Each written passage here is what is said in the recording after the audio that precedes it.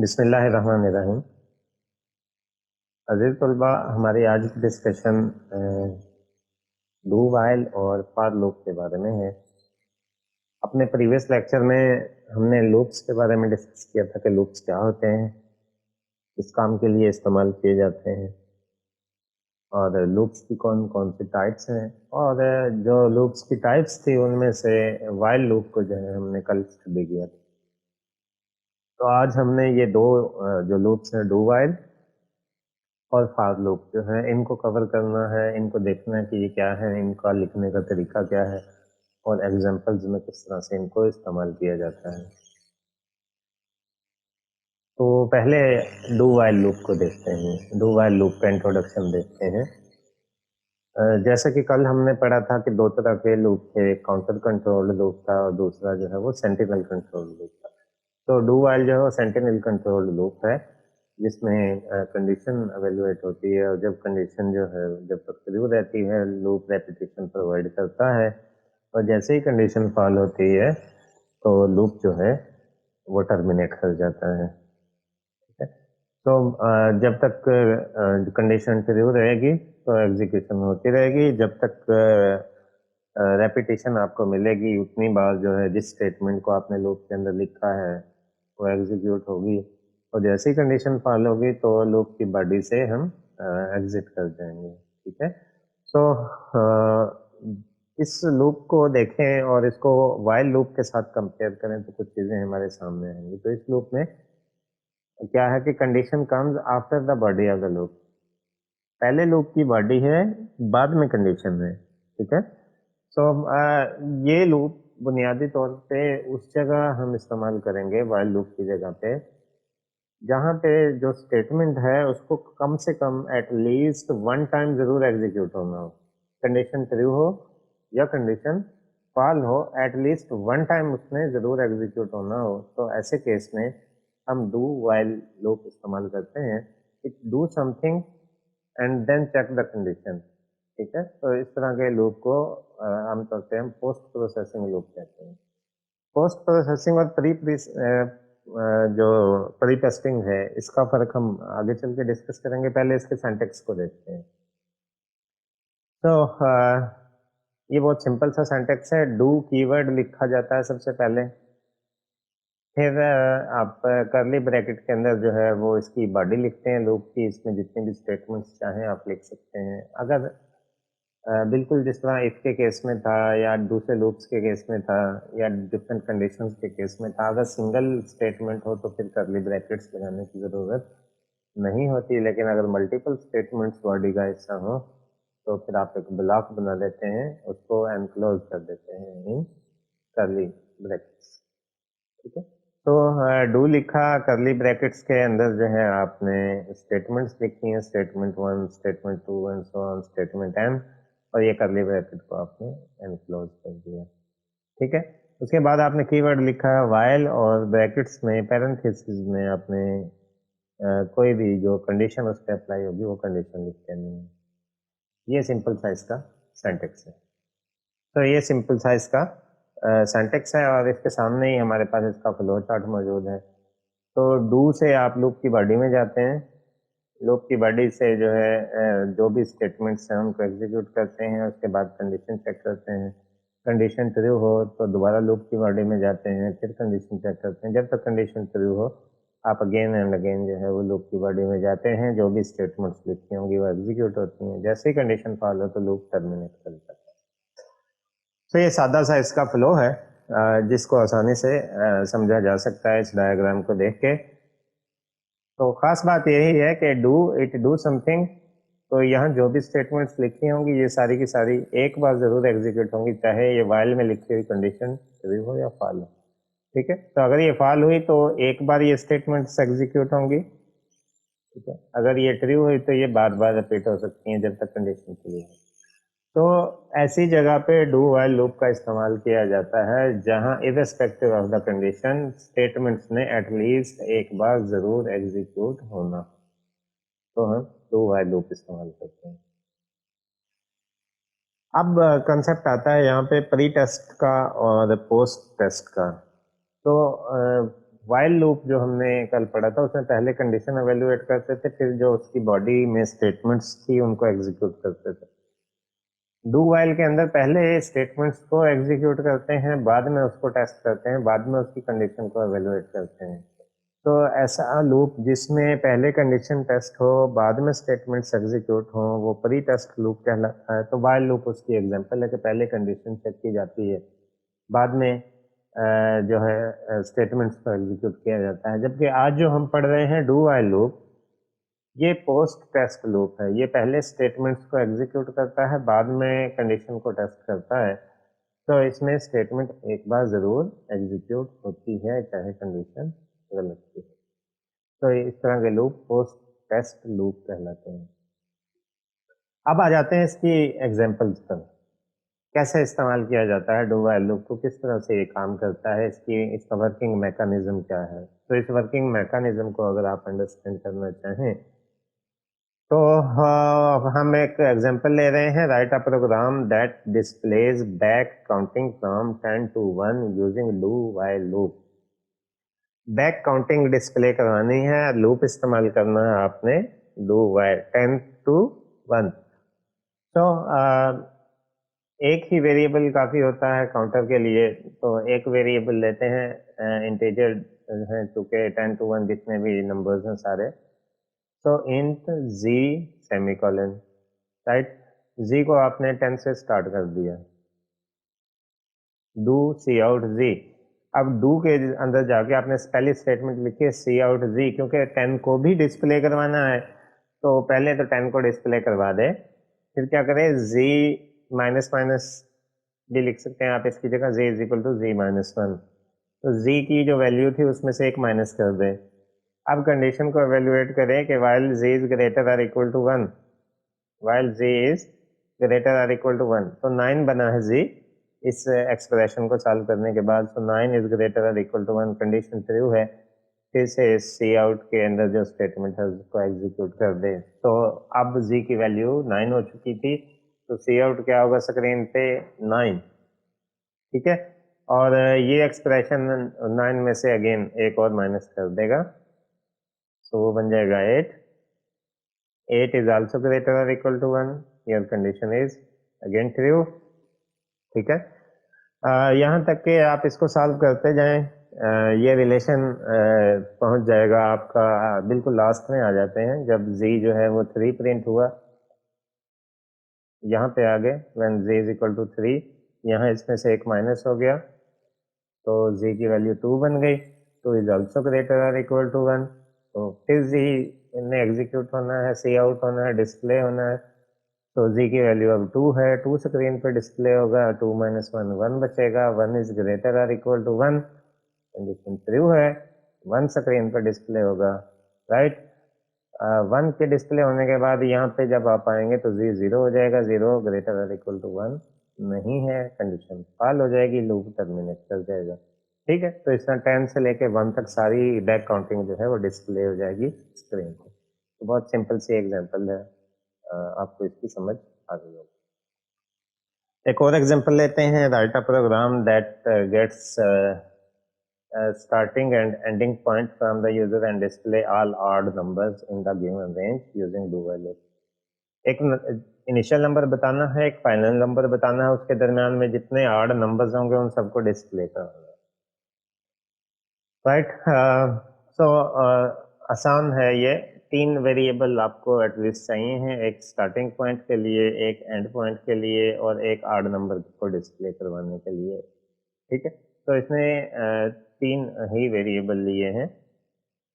एक counter variable लिया है, एक एस लिया है, और एक ई, एस स्टार्टिंग के लिए, ई एंडिंग के लिए, और सी काउंटर वेरिएबल। ठीक है, तो 2 चीज़ें तो आपने यूज़र से लेनी है। तो यूज़र को आपने कहना कि एंटर स्टार्टिंग नंबर, सो आपने सी आउट करके लिखा एंटर स्टार्टिंग नंबर, इसको डबल कोटेशन में लिखा, और ये सेमीकोलन लगा के स्टेटमेंट को क्लोज कर दिया। सी इन कंसोल इनपुट से आपने एस को वैल्यू असाइन कर दी कीबोर्ड के जरिए। देन दूसरी स्टेटमेंट आपने यूजर को दूसरा मैसेज डिस्प्ले करवाया है, enter ending number. Ending number का मैसेज जैसे ही गया तो साथ ही आपने लिख दिया सी इन ई। ठीक है। तो सी इन ई जब आपने किया तो कंसोल इनपुट के जरिए इसकी वैल्यू जो है ई को असाइन हो जाएगी, राइट। सो यहाँ से जो है अब अपनी आगे की कार्रवाई जो है वो शुरू होती है। सो आपने सपोज किया कि सी की वैल्यू जो है वो एस के बराबर है, स्टार्टिंग पॉइंट के बराबर है, ठीक है। जो भी नंबर एंटर किया हमने अज्यूम किया कि सी जो वैल्यू है, इसको आपने कोई वैल्यू पहले नहीं असाइन की थी, आपने सिर्फ दो चीजें ली हैं यूजर से, स्टार्टिंग पॉइंट और एंडिंग पॉइंट। तो स्टार्टिंग पॉइंट की वैल्यू को आपने असाइन कर दिया सी को। अब सी जो है वो जो भी वैल्यू स्टार्टिंग पॉइंट पे यूजर ने दी थी उसके बराबर हो जाएगा, राइट। सो डू में गए हैं आप, आपने डू के अंदर कंडीशन लगाई है if c remainder 2 not equal to 0। ये आर्ड अचीव करने के लिए ये नॉट ऑपरेटर आपने यहाँ पे इस्तेमाल किया है, ठीक है। सी को आप 2 से डिवाइड करते हैं और उसकी वैल्यू एग्जैक्ट 0 के बराबर नहीं आती, तो इसका मतलब है कि नंबर जो है वो आर्ड है, तो सी आउट सी को डिस्प्ले कर दे, ठीक है। इसका मतलब वो आर्ड नंबर होगा, तो जो भी आर्ड नंबर होगा स्क्रीन पे डिस्प्ले हो जाएगा, ठीक है। उसके बाद सी को एक एक स्टेप करके वहां से आगे चलाते हैं। तो सी की वैल्यू में एक ऐड कर देंगे, तो सी की प्रीवियस वैल्यू जो थी वो एस के बराबर थी, उसमें एक ऐड कर देंगे, तो सी की नई वैल्यू आ जाएगी। तो ये डू का केस है। और वाइल में जाके आपने टर्मिनेशन कंडीशन जो है वो सेट करनी है, यानी कि जब तक C less or equal to end point है, जब तक सी की value less or equal to end point है तब तक ऐसा होता रहेगा। अब एग्जाम्पल को वैल्यूज असाइन करके देखते हैं। तो फॉर एग्जाम्पल यूजर ने 5 एंटर किया है स्टार्टिंग नंबर और 15 एंटर किया है एंडिंग नंबर, राइट।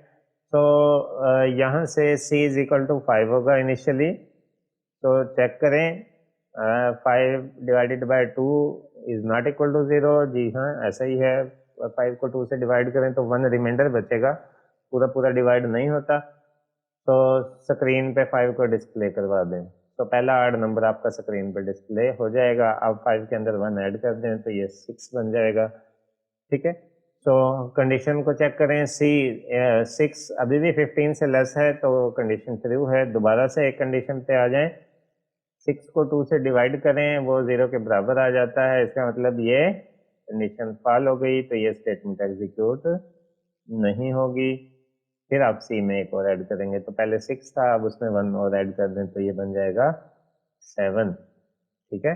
तो 7 के लिए आपने कंडीशन चेक की है 7 इज ऑल्सो लेस देन 15, तो दोबारा ऊपर आ जाएं, दोबारा 7 को चेक करें। 7 divided by 2 will give you a remainder, 3 into 2 6 हो जाएगा, प्लस 1 रिमाइंडर बचेगा, तो ये कंडीशन ट्रू हो जाएगी। सो 7 इज एन ऑड नंबर, तो स्क्रीन पे 7 प्रिंट हो जाएगा एंड सो ऑन।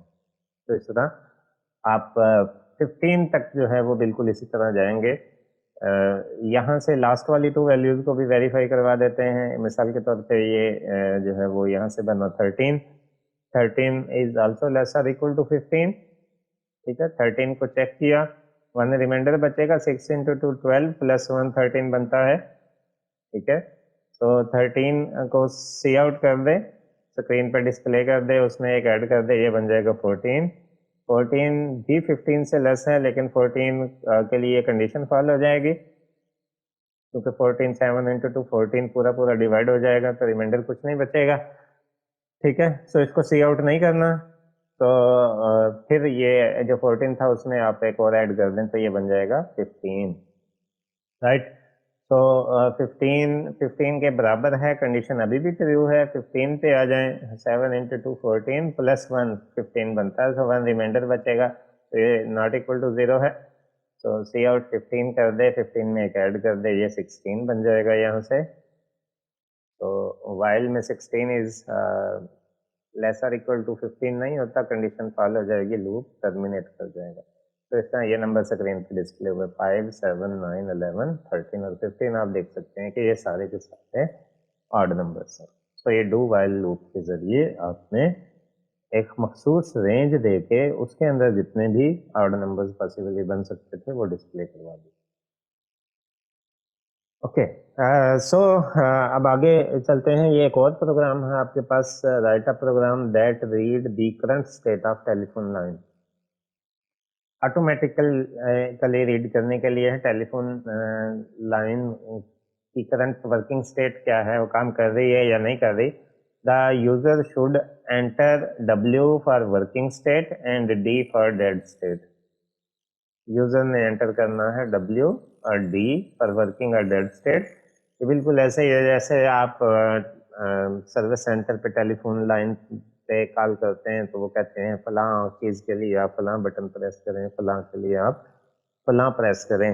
तो बिल्कुल उसी तरह का ये एक प्रोग्राम है कि टेलीफोन लाइन की वर्किंग स्टेट चेक करना चाहते हैं तो यूज़र को कहा गया है कि अगर वर्किंग में है लाइन तो आप W एंटर करें, अगर डेड लाइन चल रही है तो D एंटर कर दें. तो उससे ऑटोमेटिकली आइडेंटिफाई हो जाएगा कि फ़ोन वर्किंग में है या डेड स्टेट में.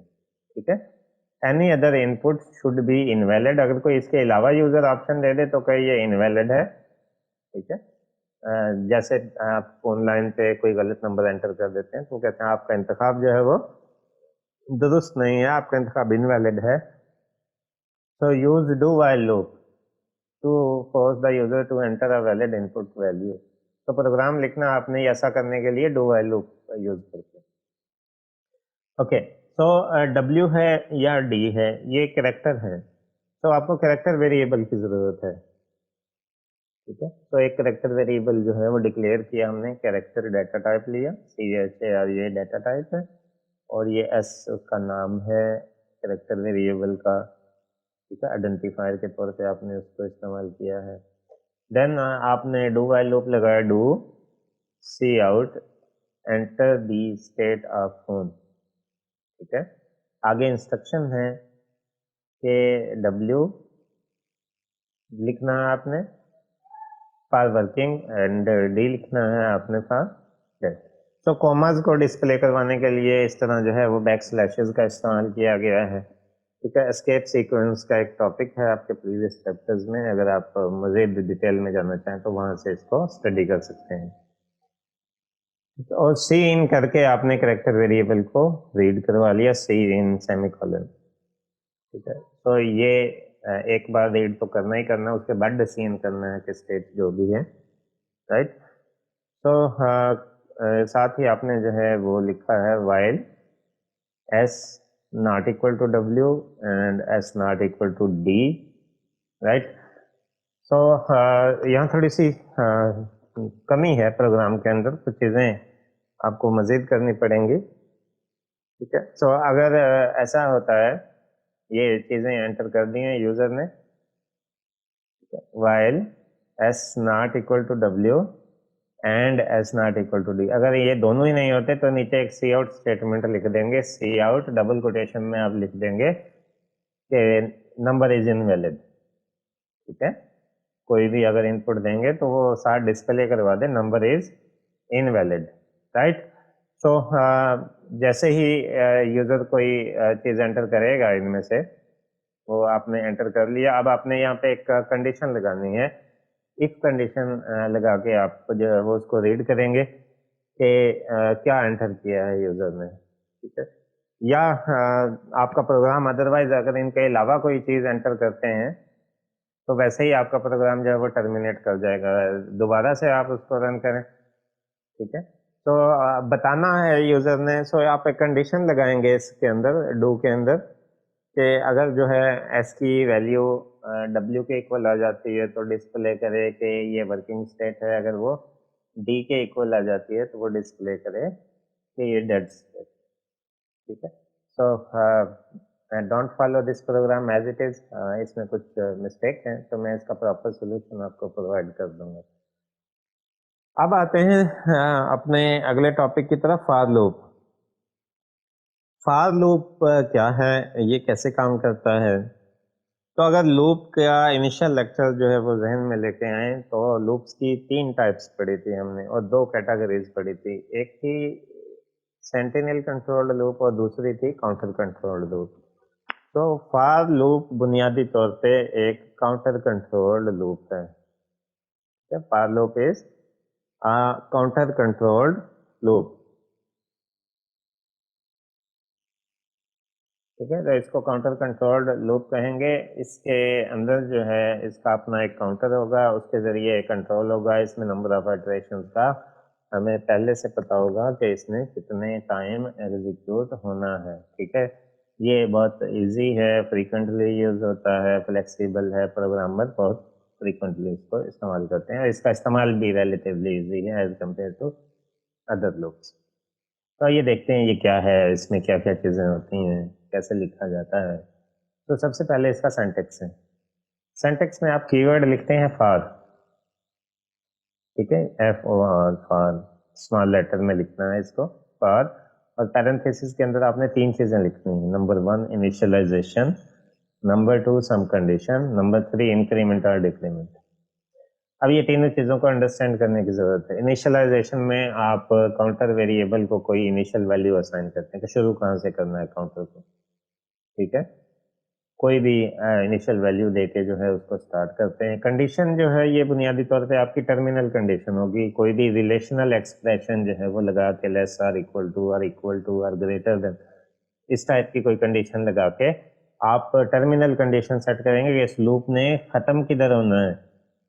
और तीसरे हिस्से में जो इंक्रीमेंट या डिक्रीमेंट है ये पार्ट स्पेसिफाई करेगा कि काउंटर वेरिएबल की वैल्यूज किन स्टेप्स में चेंज होनी है। उसमें 1 1 की तब्दीली आनी है, 1 बढ़ना है या 1 इसके अंदर कम करना है आपने। ठीक है, तो पहली जो दो स्टेटमेंट है, इनिशियलाइजेशन के एंड में भी सेमी कॉलन आता है, कंडीशन के एंड में भी सेमी कॉलन आता है। इंक्रीमेंट या डिक्रीमेंट के एंड में ऐसी कोई चीज नहीं आती। अगेन अगर सिंगल स्टेटमेंट हो तो कर्ली ब्रैकेट्स लगाने की भी जरूरत नहीं है। अगर मल्टीपल स्टेटमेंट्स हो तो इस तरह ब्लॉक बना के उन स्टेटमेंट्स को लिखा जा सकता है। तो फॉर लूप में एक कीवर्ड है, पैरेंथेसिस के अंदर तीन चीजें हैं। इनिशियलाइजेशन, जहां आप वेरिएबल, कौन कौन सा वेरिएबल, काउंटर वेरिएबल को, क्योंकि ये काउंटर कंट्रोल लूप है, आप कोई इनिशियल वैल्यू असाइन करेंगे।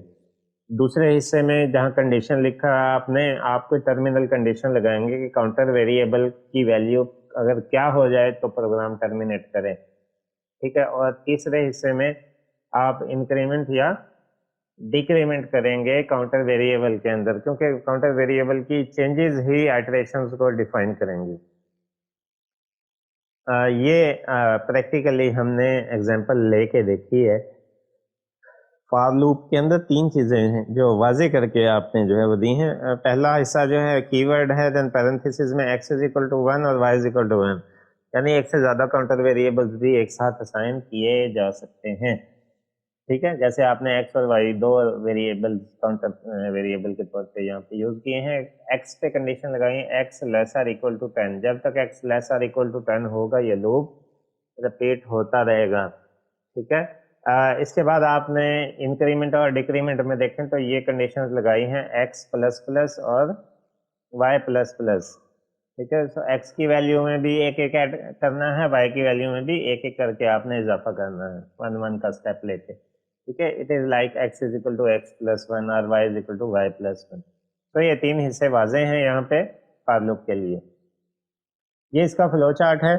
आपने इनिशियलाइजेशन में काउंटर वेरिएबल को कोई इनिशियल वैल्यू असाइन की, राइट, कंडीशन चेक की, ठीक है, कंडीशन ठीक है तो लूप की बॉडी में जो भी स्टेटमेंट है उसको एग्जीक्यूट कर देना है।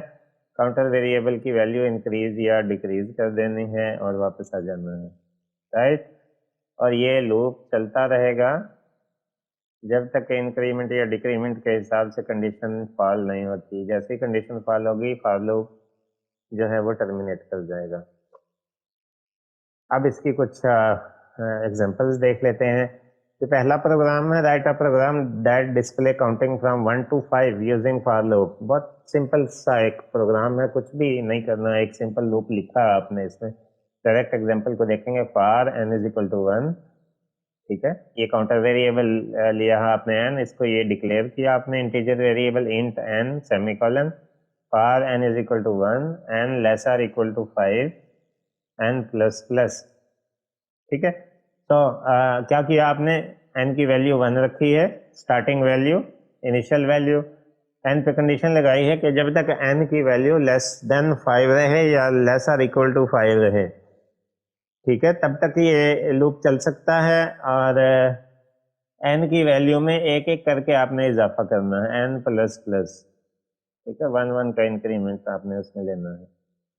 ठीक है, तो फिर आपने क्या किया, सिंपली सी आउट करके n end line, end line line तब्दील करने के लिए, ताकि हर नंबर डिफरेंट लाइन के अंदर लिखा जाए, वो ना भी लिखे बाकी सारे नंबर एक ही लाइन में लिखते जाएंगे तो फिर उसमें डिफ्रेंशिएट करना मुश्किल हो जाएगा। ठीक है, सो एन की वैल्यू क्या है, 1 है, 1 डिस्प्ले हो जाएगा। ठीक है, उसके बाद क्या होगा, कंडीशन चेक होगी। ठीक है, कंडीशन ठीक है तो उसमें एक इंक्रीमेंट ऐड हो जाएगा। ठीक है, इंक्रीमेंट ऐड होगा तो डिस्प्ले हो जाएगा। उसके बाद पहले 1 डिस्प्ले हुआ था, अब कंडीशन चेक की वो ट्रू है तो उसमें एक ऐड कर दें। 1 डिस्प्ले हो चुका था, अब एन के अंदर जब एक ऐड करेंगे तो उसकी वैल्यू 2 हो जाएगी, 2 को डिस्प्ले कर दें, फिर कंडीशन चेक करें, फिर 3 होगा, 3 के कंडीशन को चेक करें, फिर उसमें एक और ऐड कर दें, और अंटिल ये जब 5 हो जाएगा तो 5 को डिस्प्ले कर दें और उसमें एक इंक्रीमेंट करें, 5 को डिस्प्ले करें, उसमें एक इंक्रीमेंट होगा तो ये बन जाएगा 6, राइट। और 6 के लिए कंडीशन जो है वो फॉल हो जाएगी तो हमारा लूप टर्मिनेट हो जाएगा। तो इसमें 1 2 5 जो है वो नंबर स्क्रीन पर प्रिंट हो जाएंगे, राइट। तो फ्लो चार्ट को ध्यान में रखना है कि किस टाइम क्या काम होना है। मैं दोबारा आपको एक बार फ्लो चार्ट दिखा देता हूँ। इनिशियलाइज करने के बाद कंडीशन चेक होती है और लूप की बॉडी अगर कंडीशन ट्रू है तो वो एग्जीक्यूट हो जाती है, उसके बाद इंक्रीमेंट या डिक्रीमेंट होना है। लूप की बॉडी के एग्जीक्यूट होने के बाद इंक्रीमेंट या डिक्रीमेंट, तीसरा हिस्सा बाद में काम करेगा। हाँ, इसी तरह ये आपके पास एक और एग्जांपल है, write a program that display product of all odd numbers from 1 to 10 using for loop. सारे ऑड नंबर्स आपने डिस्प्ले करवाने हैं 1 to 10 यूजिंग फॉर लूप। ठीक है, सो ये आपके पास इसका प्रोग्राम जो है वो मौजूद है। तो लॉन्ग इंटीजर लिया है आपने 1, काउंटर वेरिएबल जो है वो आपने डिक्लेयर किया है उसके साथ। So for C is equal to 1, C less or equal to 10, C is equal to C plus 2। ठीक है, उनका प्रोडक्ट क्योंकि आपने कैलकुलेट करना है सारे नंबर्स का 1 से 10 के दरमियान जितने आड नंबर्स बनते हैं। ठीक है, तो ये देखें क्योंकि आपने 1 से शुरू किया है, जब आप उसमें 2 2 का स्टेप लेंगे तो 1 के बाद 3 बनेगा, 3 के बाद 5 बनेगा, 5 के बाद 7 बनेगा। ठीक है, तो आपने उसके बाद प्रोडक्ट जो है उसको इनिशियली 1 लिया। प्रोडक्ट आमतौर पे इनिशियली 1 होता है, 1 बाई 1, 1 इज, उसके बाद अगर कोई वैल्यू आएगी तो 1 के साथ जिस चीज़ को मल्टीप्लाई कर देंगे वो उसी चीज़ के बराबर आ जाता है। तो फिर आपने ये रिलेशन लिखा, प्रोडक्ट ये स्टेरिक इक्वल टू सी, इसको ऐसे भी लिख सकते हैं, product is equal to product multiply by C. ठीक है, ये उसकी शॉर्ट नोटेशन है, product multiply equal C semicolon. ठीक है, तो इसमें ये होगा कि जो प्रोडक्ट की पिछली वैल्यू होगी इनिशियली 1 है उसको काउंटर वेरिएबल से मल्टीप्लाई करेंगे। ठीक है, तो इनिशियली 1, पहले 1 से मल्टीप्लाई करेंगे, फिर काउंटर वेरिएबल की वैल्यू में 2 2 का इंक्रीज आ रहा है चूंकि। ठीक है, तो फिर 3 आएगा, तो फिर प्रोडक्ट जो है वो होगा 1 मल्टीप्लाई बाय 3। ठीक है, तो नेक्स्ट जो है वो उसमें फिर 2 ऐड होना तो 5 बन जाएगा। तो अब पहले से जो प्रोडक्ट मौजूद है वो 3 है तो 3 मल्टीप्लाई बाय 5 होगा। ठीक है, तो 15 बन जाएगा। ठीक है, फिर उसमें 2 ऐड होगा, 5 के अंदर आप 2 ऐड करें तो 7 बनता है। ठीक है, तो पहले से प्रोडक्ट की वैल्यू 15 है, 15 multiply by 7 and so on. इस तरह आपने कहाँ तक जाना है, ये आपकी टर्मिनल कंडीशन है। सी लेसर इक्वल टू 10 यानी आखिरी नंबर हमारा 9 बनेगा। सो 9 तक के लिए ये कैलकुलेशन करेंगे और फाइनली प्रोडक्ट को सी आउट करके स्क्रीन पे डिस्प्ले करवा देंगे। सो ये इसका रिजल्ट 9 है। आप मैनुअली भी इसको मल्टीप्लाई करके देख सकते हैं। 1 से 10 के दरमियान जो आड नंबर्स हैं तो यही आपके पास उसका रिजल्ट है। ये एक और एग्जांपल है जिसमें आपने एक टेबल लिखवाना है। हमारी उर्दू में पहाड़ा, पुराने जो बच्चे हैं जिन्होंने उर्दू लैंग्वेज में पढ़ा है तो टेबल लिखा लिखा जा सकता है जी फॉर लूप के जरिए बहुत आसानी के साथ। तो कैसे लिखना है, उसका एक प्रोग्राम है आपके पास, यूजर से एक नंबर ले और उसका टेबल लिख के दे दे आपको। ठीक है, तो 3 चीजें जो हैं, 3 वेरिएबल लिए हैं उसने यहाँ पे। एक तो उसकी लेंथ है टेबल की, एक किस नंबर का टेबल है और एक काउंटर वेरिएबल है।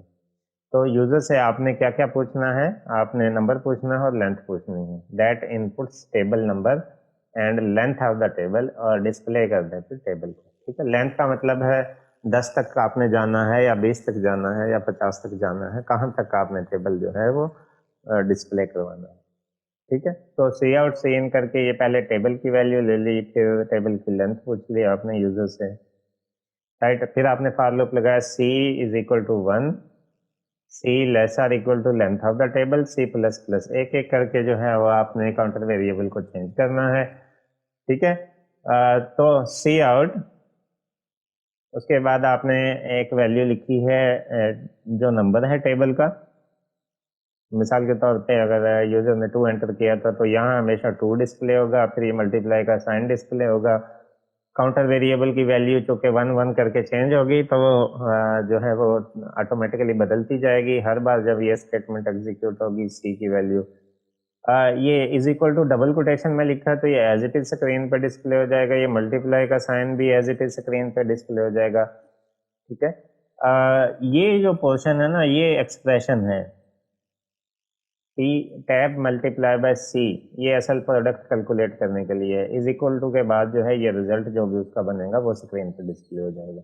अब काउंटर 1 1 करके बदलता जाएगा, सो ये देखें 2 मल्टीप्लाई बाय 1, इनिशियली काउंटर 1 था, is equal to this 2 multiply by 2, ये काउंटर की वैल्यू में एक ऐड हो गया, 2 मल्टीप्लाई बाय 3 काउंटर की वैल्यू में फिर एक ऐड हुआ, देन 3 में एक ऐड होगा तो 4, 4 में एक ऐड होगा तो 5 6 7 8। ठीक है, कहाँ तक जाना है डिपेंड करता है कि टेबल की लेंथ कितनी एंटर की है। ठीक है, तो टेबल की लेंथ आप जितनी एंटर करेंगे, C less or equal to length, अगर आप यहाँ लेंथ की वैल्यू 10 एंटर करते हैं तो ये जब सी 10 के बराबर होगा तो वहां जाके हमारा प्रोग्राम जो है वो टर्मिनेट कर जाएगा।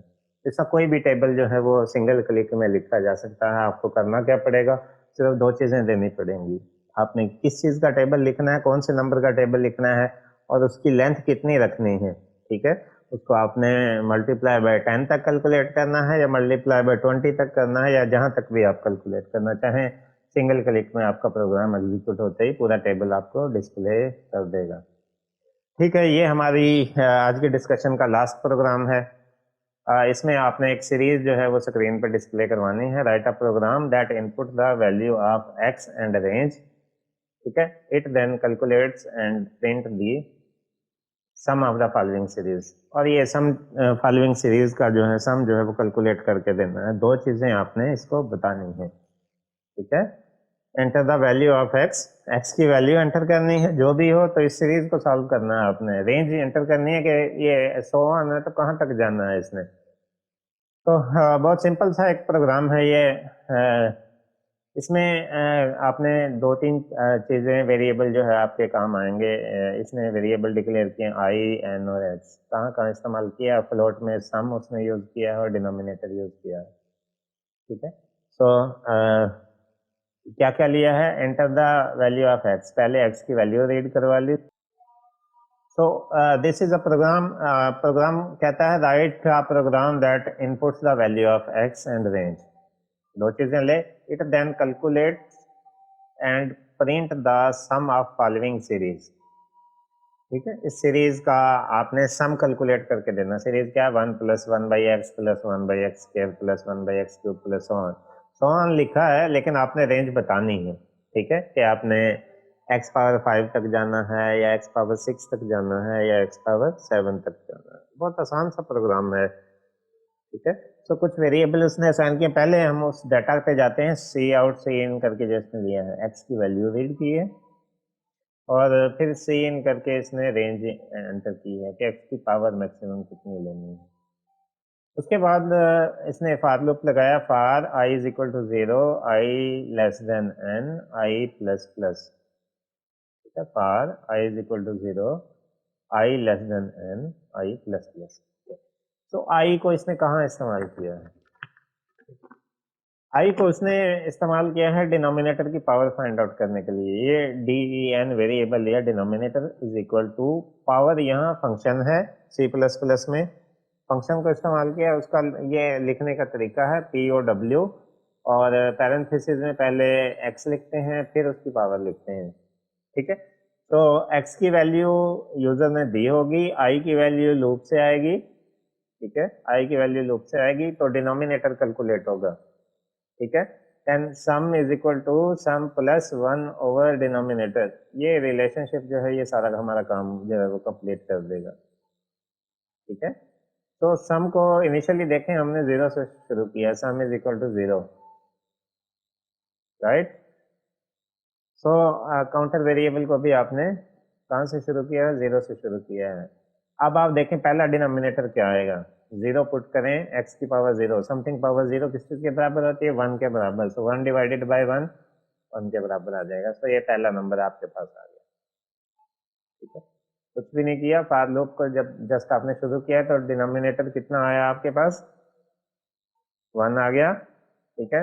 तो सम कितना था, 0, ठीक है, 0 प्लस 1 ओवर 1, 1 ओवर 1, 1 प्लस 0 1, तो सम की वैल्यू जो है वो 1 आ जाएगी। तो पहली वैल्यू आ गई इसके अंदर।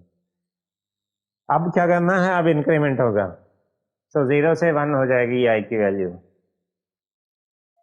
ठीक है।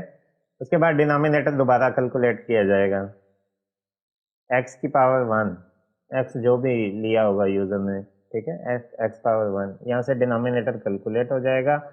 उसके बाद क्या करना है, सम पहले 1 था, ये बनेगा 1 प्लस 1 ओवर डिनोमिनेटर, जो इस फार्मूले से खुद ब खुद वैल्यू आएगी वो इसमें आ जाएगी, तो सम की वैल्यू अपडेट हो जाएगी।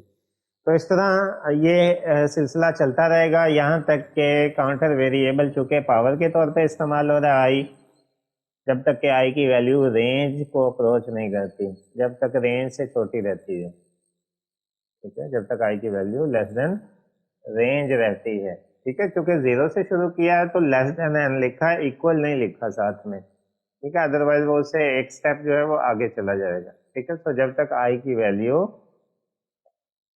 एन से लेस रहती है तब तक ये प्रोसीजर आपने करना है, ऑटोमेटिक ये रिलेशन जो है वो सम को अपडेट करता रहेगा, और जैसे ही ये कंडीशन जो है वो फॉल होगी लूप टर्मिनेट कर जाएगा, फाइनली हम sum of the series is equal to sum के बराबर, सम को सी आउट करके स्क्रीन पे डिस्प्ले करवा देंगे, गेट करेक्टर। तो इस तरह हमारा ये प्रोग्राम जो है वो कंप्लीट हुआ, ठीक है। Thank you very much for your attention. मैं उम्मीद करता हूँ आपको हमारी आज की जो डिस्कशन है इसकी समझ आई होगी, इसको आप अपनी किताब से भी पढ़िएगा, लेक्चर को भी सुनिएगा, ठीक है। तो इस हवाले से कोई क्वेश्चन हो तो आप मुझसे अभी भी पूछ सकते हैं, बाद में भी पूछा जा सकता है, अगले लेक्चर से पहले भी पूछ सकते हैं, अभी किसी के जहन में कोई सवाल हो तो आप पूछ। Okay, so there is no question, तो thank you very much student for your attention. अगले लेक्चर के साथ इंशाल्लाह फिर मुलाकात होगी, तब तक के लिए इजाज़त दें, अल्लाह हाफ़िज़।